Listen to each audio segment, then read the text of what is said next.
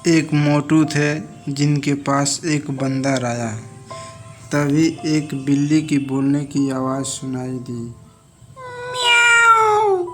बंदर ने कहा, चलो तुम हमको पकड़ो मोटू। दोनों ने भागना शुरू किया। बंदर आगे आगे, मोटू पीछे पीछे, लेकिन मोटू बंदर को पकड़ नहीं पाता था। 3 से 4 दिन तक भागते रहे, भागते रहे, भागते रहे। एक दिन मोटू बंदर से आगे हो गया। जानते हो क्यों? क्योंकि वो लगातार भागता रहा। तो आखिर में मोटू ने बंदर को पछाड़ दिया। पतला हो गया था दौड़ते दौड़ते।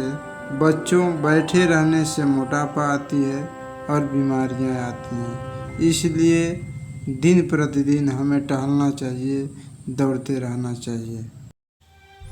एक दिन अकबर के दरबार के रसोइया ने बीरबल से सवाल किया कि तुम्हें बुद्धिमान तब जानूं कि जब तुम मेरे 2 सवालों का जवाब दो। पहला सवाल कि पृथ्वी का केंद्र क्या है, और दूसरा कि आकाश में तारे कितने हैं। तो बीरबल ने कहा कि पृथ्वी का केंद्र हम जहाँ खड़े हैं वो है, और आकाश में उतना ही तारे हैं जितने कि तुम्हारे सिर में बाल। रसोइया ने कहा, वो कैसे? तो बीरबल ने कहा कि हम जहाँ खड़े हैं वहाँ से तुम माप दो कि पृथ्वी के ध्रुव का और उसके लास्ट छोर की दूरी क्या है, और तुम अपने सिर के बाल गिन दो, उतने ही आकाश में तारे हैं। उसने लास्ट में हार मानी। रसोइया ने कहा कि मान गए बीरबल, तुम बहुत ही बुद्धिमान हो। तो दोस्तों, अकबर के दरबार में बीरबल बहुत बुद्धिमान थे।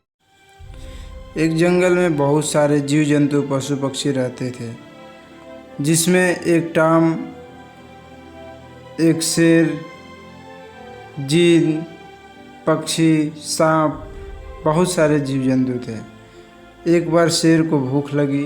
वो भोजन की तलाश में निकला। तब तक पक्षी का ध्यान उस शेर पे पड़ा और वो उड़ते उड़ते गया और जा कर के सांप से कहा कि सांप भाई, टाम को जल्दी भगाओ, नहीं तो शेर आकर उसे खा जाएगा। तब तक जीन इस बात को सुनता है और जीन आकर के उस शेर से लड़ने लगता है, उसको मारने लगता है। शेर और जीन में लड़ाई हो जाती है, दोनों आपस में लड़ते हैं। तब तक सांप उस टाम को भागने के लिए बोलता है, क्योंकि टाम एक बार उसको